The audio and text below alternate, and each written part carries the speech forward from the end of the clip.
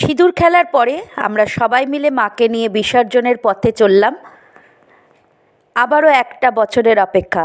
এই দুটো দিন আমরা পরিবারের সকল সদস্য মিলে খুব আনন্দের সঙ্গে এই পুজোটাকে উপভোগ করি আর প্রচুর পরিমাণের আনন্দ করি। সবাই মিলে এখন ঘাটে চলে এসেছি।